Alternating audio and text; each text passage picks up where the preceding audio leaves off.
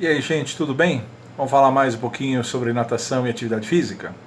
Hoje eu vou mais uma vez atender uma seguidora aqui do meu canal e vou fazer a pedido um vídeo sobre Filipina.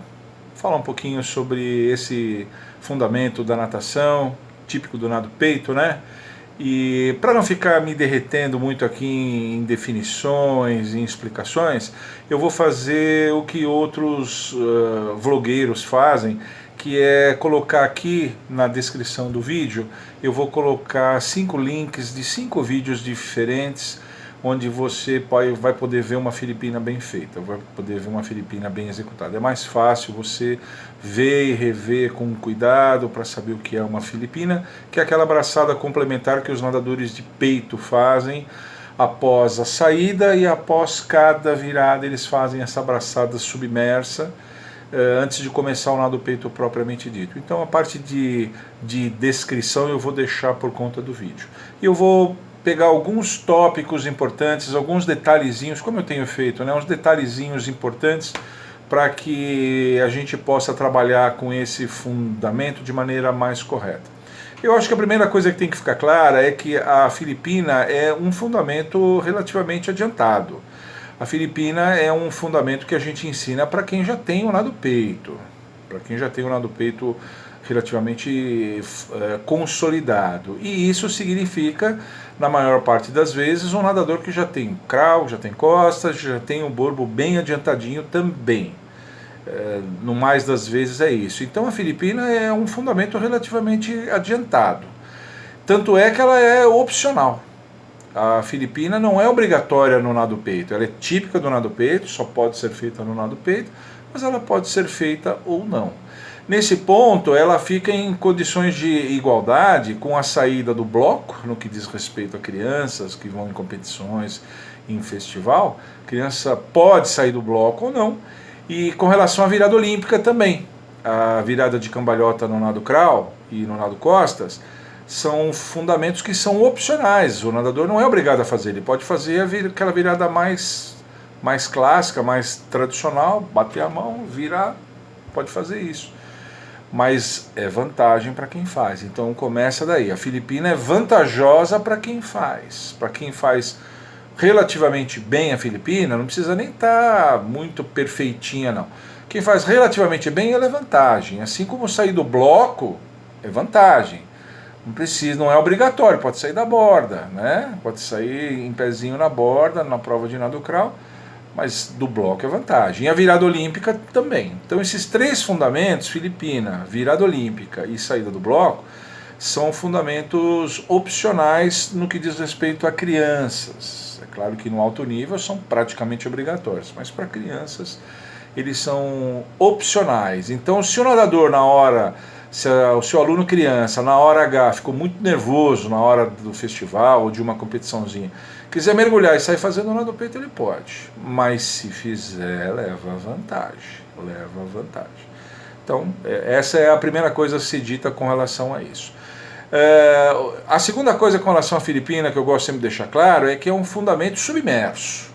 Pode parecer uma obviedade dizer isso, mas eu já vi muita criança que na hora da competição ele mergulha e o mergulho não sai como ele queria, eles fazem aquele mergulho que a gente chama meio pranchado e a criança não ganha profundidade na piscina. E mesmo na superfície quer fazer a Filipina. A Filipina na superfície não tem função. Não tem. Ela só tem função adequada, ela só é vantajosa quando ela é feita totalmente submersa. Eu estou falando de 30, 40 centímetros, 50 centímetros abaixo da superfície da água. Totalmente submerso. Né? Ela só vale a pena fazer isso. Então, se o nadador mergulhou por alguma razão, pranchou e não ganhou profundidade, melhor já sair fazendo nado peito do que querer fazer uma Filipina na superfície, que é uma coisa que eu vejo até com uma certa frequência.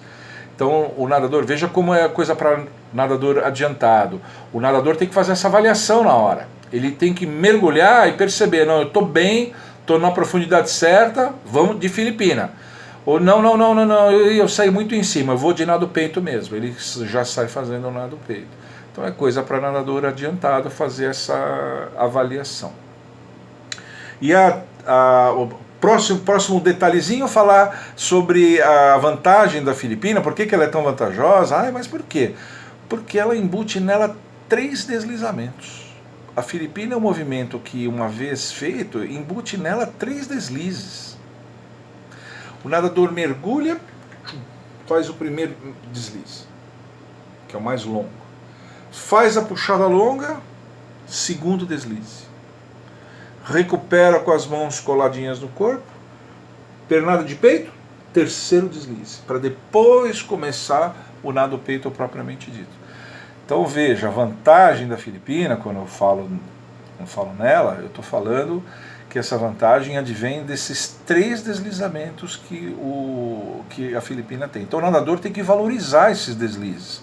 Não adianta você mergulhar, fazer os movimentos da Filipina sem dar uma pequena pausa para ver esses deslizes.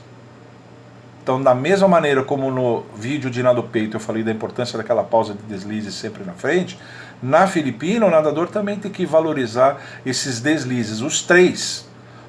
Logo que entra no mergulho, depois da puxada longa, recupera, faz aquela pernadinha de peito para encerrar a Filipina, terceiro deslize, para depois começar o peito, com deslizes também.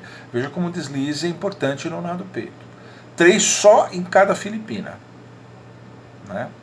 Então isso é outra coisa importante que o nadador tem que fazer. Mesmo em situações competitivas, esse deslize, acontece a mesma coisa do deslize do nado. O deslize pode até ficar mais discreto, vai fazer um 50 peito, um 25 peito, uma prova muito rápida, vai fazer uma prova dessa, o deslize fica mais discreto, mas não deve desaparecer não, precisa estar lá os 3 deslizes, ok? Terceira dica, quando o nadador consegue fazer esse mergulho e ficar na profundidade correta para fazer a Filipina, o nadador e os professores que trabalham com isso tem que ficar que o que controla o nivelamento do aluno embaixo d'água para fazer a Filipina adequada e romper a superfície quando ele quer é a posição de cabeça. O nadador, no primeiro deslize da Filipina e durante a puxada longa, ele tem que estar com a face paralela ao fundo da piscina, olhando para o chão. Essa cabeça bem baixa, olhando para o chão, vai mantê-lo deslizando paralelo à superfície da água.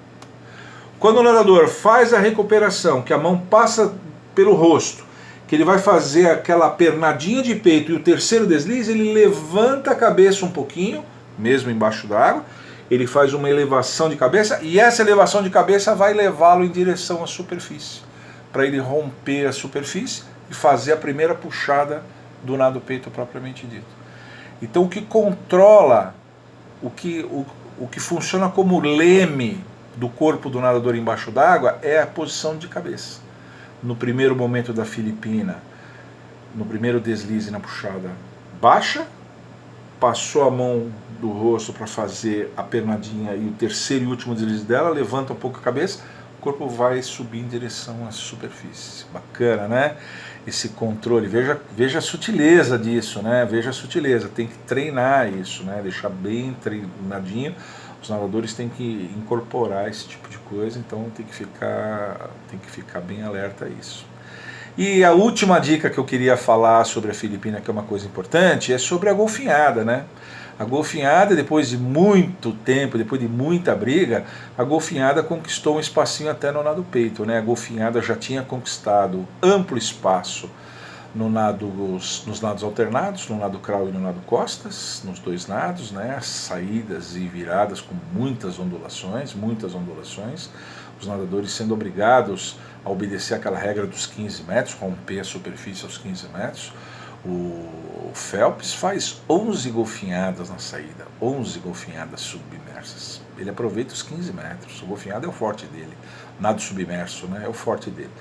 Então, a golfinhada já tinha conquistado espaço nos 2 nados alternados, no borboleta ela faz parte da característica do nado, já tinha conquistado espaço no nado crawl e costa, só no nado peito que havia uma resistência muito grande, inclusive havia uma discussão muito grande, havia nadadores que durante a Filipina faziam escondidinha, né?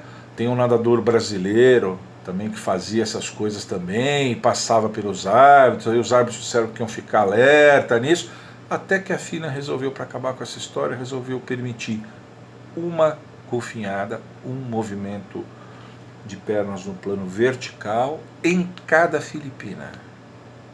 Pode fazer, hoje é permitido.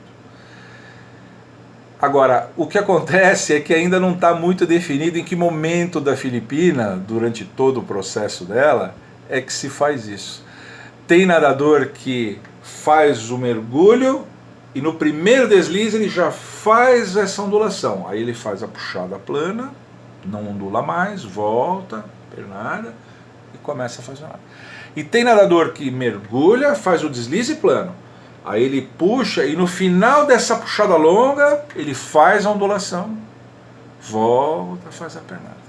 E é incrível que essa modificação da regra que permitiu uma golfinhada em cada Filipina, ela já tem uns bons anos, já tem alguns anos aí, uns 5, 6, 7 anos, ela já tem uns anos e tal. E não se define isso. Não se define. Tem nadador que faz de um jeito, tem nadador que faz de outro.